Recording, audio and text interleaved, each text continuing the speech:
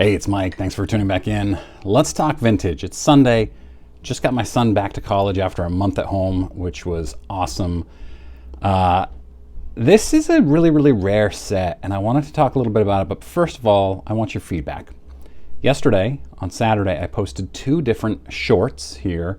You know, YouTube is trying to take over TikTok, so I'm seeing if it works out. One of them did extremely well. One of them did I want to know, what did you think? Not necessarily about the content, but were they disruptive? Was it fine? Did you not notice? I'm curious. Let me know in the comments. Another thing is the thumbnail for this video. Weird? Good? Did it catch your eye? I guess that's what I'm looking for. I'm trying something new. I'm trying a few new things this year as I try to build up my channel further. Simple things like that. That thumbnail took me a minute to do. So can I do those for every video and have it be effective? I don't know. Let me know in comments. I really appreciate your feedback. So the 1949 Leaf Premiums, you're probably familiar with the 1948 Leaf set. Of course, the 48 Leaf set is 48-49. They were issued early in 49 or late 48 with 1948 details on them. So they're called 1949 Leaf Premiums. I heard about these this weekend, actually yesterday, for the first time. I was watching Splendid Sports Cards. Adam had on Orlando of A Collector's Dream. And Orlando, man, his collection is the best. It is unbelievable. You've got to go check out that video, but go check out A Collector's Dream. His channel is awesome.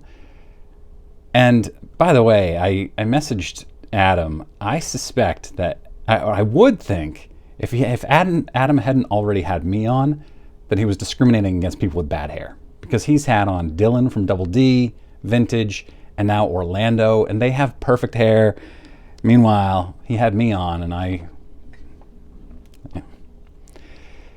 So back in the late 40s, Leaf Candy Company of Chicago were putting out bubblegum, and it was post-war, and kids were getting back into collecting, and there was paper available, and they were putting out they thought they were going to put out a multi-year series of baseball cards. I'm not going to do a video on 1948 Leaf right now because I actually want to obtain one of them.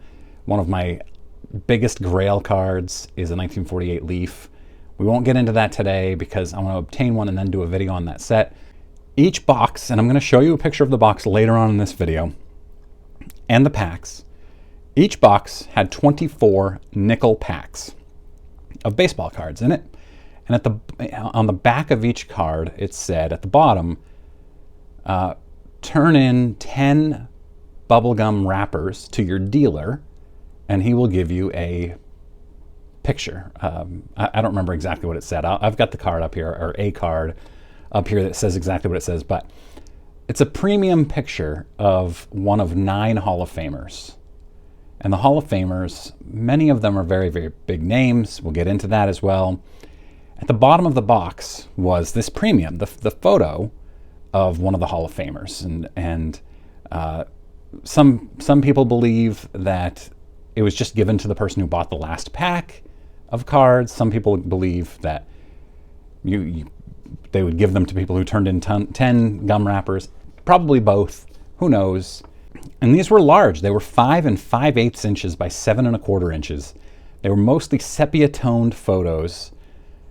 They were not very popular back then or now because they were all Hall of Famers at the time, so that they were well past their playing careers.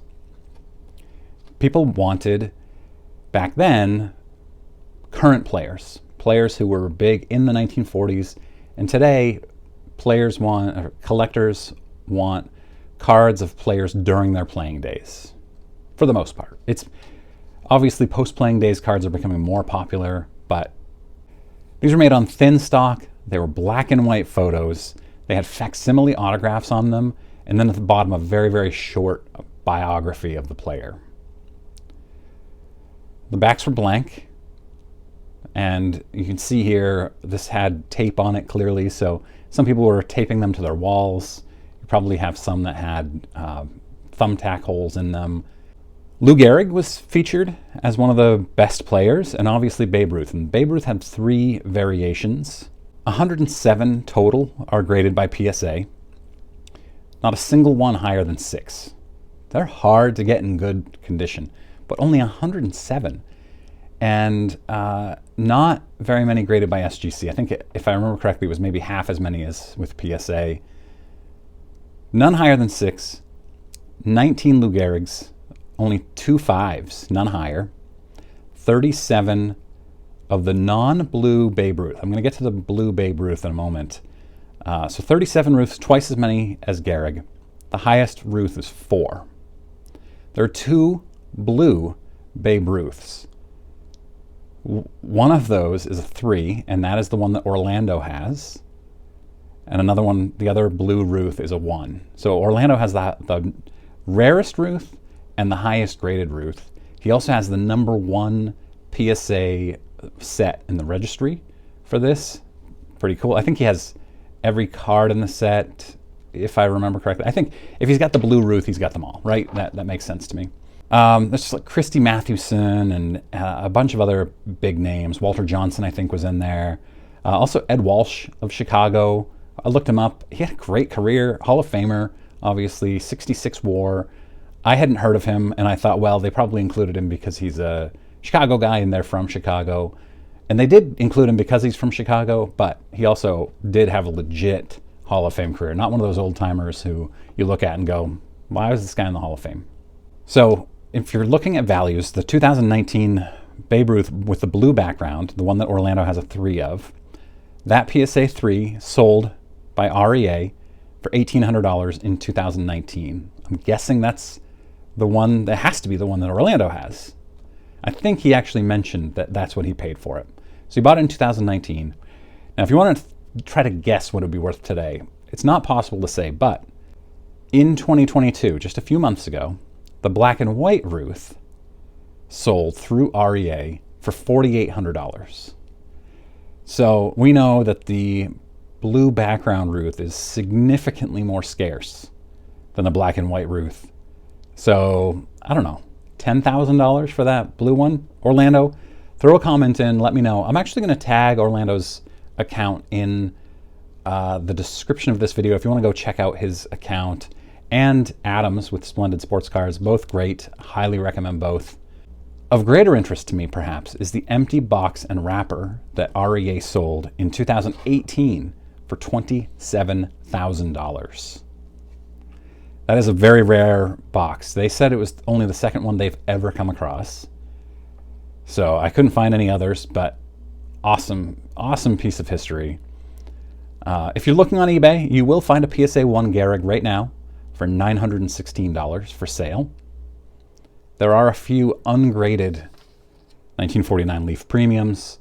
This is the type of set I would not buy ungraded of.